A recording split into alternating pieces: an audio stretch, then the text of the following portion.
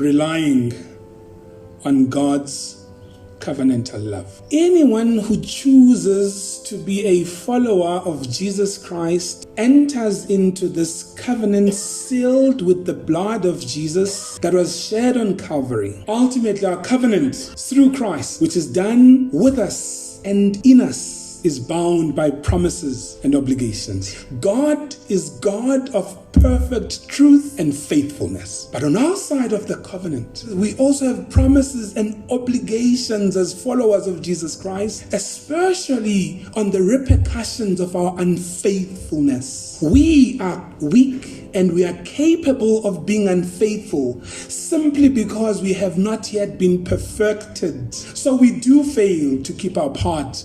God makes covenant with us as an expression of his unconditional love. The covenant with us in love as he commits faithfully. God is faithful. It is God's nature always to be faithful, for his love is enduring, faithful, loyal, and everlasting. Therefore, in our way, as fallible and sinful beings, we are naturally reluctant to commit and are prone to break the commitments we make in the covenant. But God, in love, yearns for covenant relations and maintains his faithfulness and his faithful love forever with us.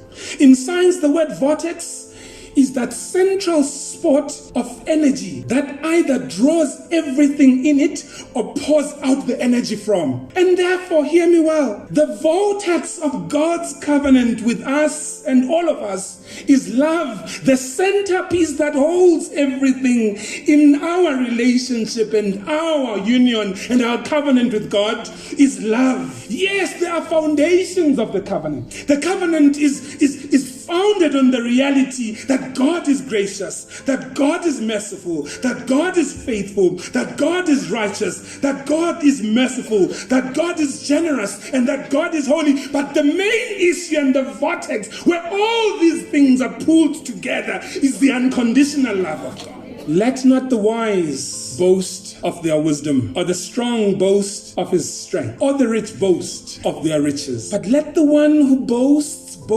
about this, that they have the understanding to know me, that I am the Lord who exercises kindness, justice, and righteousness on earth. For on this I delight, declares the Lord. Those who know who God is remain thoroughly reliant on God's covenantal love. They boast of nothing else, even though they've been blessed with all. But they boast of nothing else but their knowledge and understanding of who God is. Their well-being and the well-being of the world depends and relies on God's covenantal love. We are loved by God unconditionally, even when we fail to reciprocate that love. Even when we drift away from God because of our own foolishness, his love brings us back to the security of his presence. We only love God because God loved us first.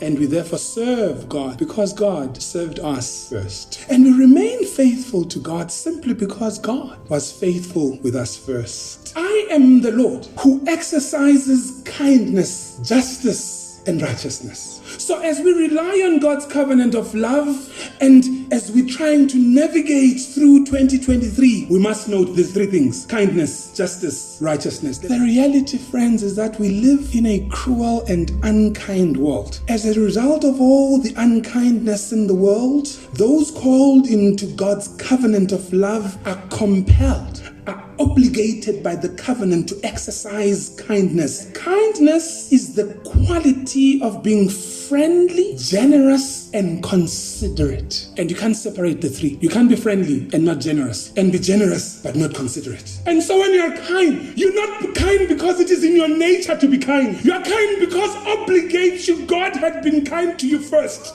And therefore, as a response, faithful response to God, you put yourself under the obligation of ensuring that you are friendly, generous, and considerate. To go out and show generosity, friendliness, mercy, consideration is not a matter of choice for us. We can't choose.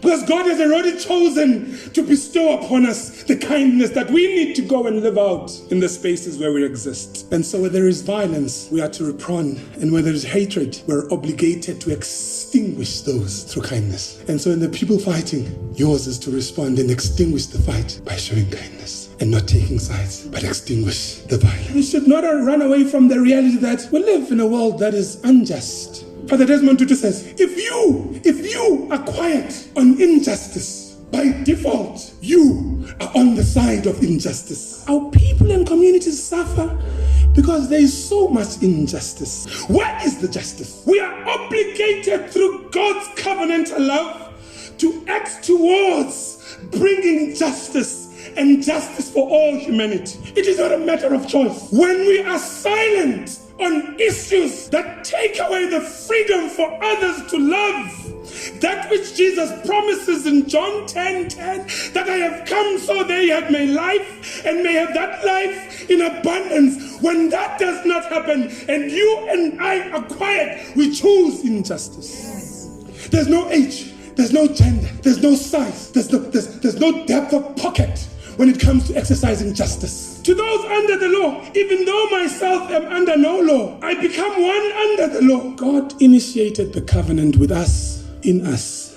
God remains faithful, and he will forever remain faithful to his part of this covenant. All that God seeks from us is to act like he did to us. Nothing less, nothing more. All God requires and begs of us is to act to the world and to our neighbor the same way he acted towards us. To go out there and exercise kindness, justice, and righteousness, because God delights in these.